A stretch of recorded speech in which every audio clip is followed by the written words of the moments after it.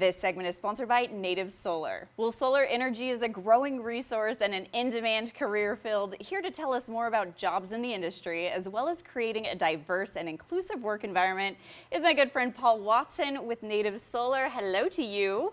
Hello, Stephanie. How are you doing today? I am great. It's always a great day when I get to have you in studio, and we get to talk about some important things. So get us started with talking to us about what diversity and inclusion mean for Native and solar energy jobs as a whole. What we focus on is race, gender, and socioeconomic background. So race is a big part of it. We have a tendency to have a lot of white males in the industry, so bringing diversity of people of color is a big focus, and that's what we talked about at Solar Austin, where we're trying to bring women and people of color in the background. So that's the second one is gender, Okay. male and females. There's still about 60% males in the industry as a whole. But then when you look at leadership positions, that's when the numbers start to get a lot less. We do have some good example of Sunrun and some other companies that have great women leadership, but that's the other focus. And then last, socioeconomic backgrounds and where people are. Are they in low income areas? Do they have access to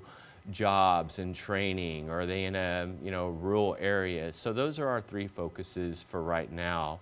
And really trying to promote that at the local level is really the way that we've been kind of approaching the diversity and the inclusion part by focusing on those impactful communities. Excellent. Okay, I want to talk a little bit about the support or lack thereof maybe that's offered to help accelerate diversity, inclusion, and even training within the solar jobs. Support comes in a lot of different ways. We did have a lot of support with Del Valley, people applauding, people coming out and giving us a lot of accolades because it was impactful. Now, in terms of support in the industry, there is a very big challenge in that. We're hiring because we need people, and getting people to dedicate that time takes a very big commitment because they have a business to run.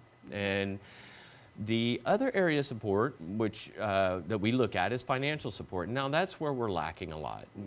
The Department of Labor did not approve a solar apprenticeship program this year, so we do not have a vehicle to really fund a lot of the training.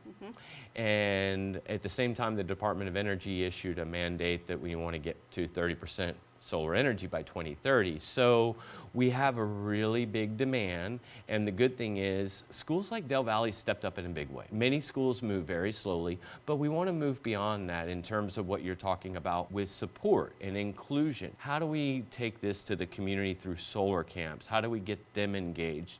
And really where we need a lot more support is corporate sponsors.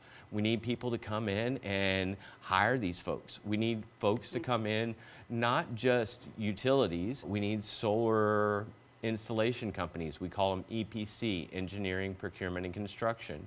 There are also other jobs. Mission Solar stepped up in a big way, but really the industry is growing magnificently in that it's touching a lot of industries. Another good example is with certain segments of the community. The deaf and hard of hearing is a tremendously robust community. In terms of inclusion, a lot of the weight is on the company to actually develop the mentoring programs, develop the vehicles for success, but specifically the deaf of hard of hearing, and Jason Shaw, our master electrician who came on recently, has really opened our eyes to how much support they get, because you can't obviously operate in the same dynamic that we're operating now, a lot of texting, a lot of applications, a lot of translators.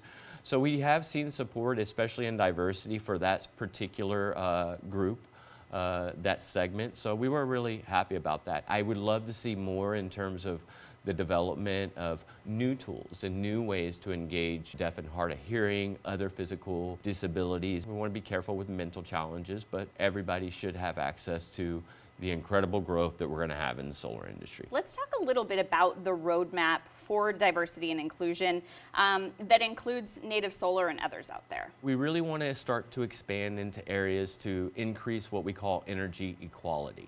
Now, energy equality means that it's not just a person that has 200,000, 300,000, 400,000, six-figure, 400,000+ income, really strong FICO. No, we really want to focus on areas that make an average annual income of $30,000 to $50,000. Those folks that are paying more than 8% of their annual income on utility bills. So the roadmap for right now, while we wait on kind of a national pathway to funding and additional support, is to really start to focus on Greater Houston, San Antonio, and Dallas-Fort Worth area. We have a really great program that we shared on a previous segment, Green Careers Dallas, that is working with incarcerated African Americans, helping them get through all the challenges to get through, say, a felony and then into the workforce. So that's really the roadmap, is to move beyond the schools, go into the community colleges, go into the actual communities, get the community engaged.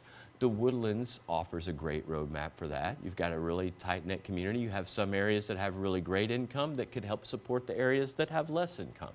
And that's really where we're merging to these community grids. It's not just about building in education and learning about a new trade, but it's also about building resilience within the community through these microgrids, through these virtual power plants. So they are really taking their power back. Speaking of taking your power back, I want to hear a little bit about Native Solar, who you guys are and what you do besides so much in the community. Native Solar is an early adopter. They've been here over 15 years. They started out with net zero, but their solar division is actually a full service company, meaning that they have cells, they have installation, and they have service, meaning they don't just service their systems, but if there's a system that's orphaned or you need to take off the roof and put the solar panels back on there, we do third-party servicing. Paul, thank you so much for your time today. So much great information. We'll see you soon.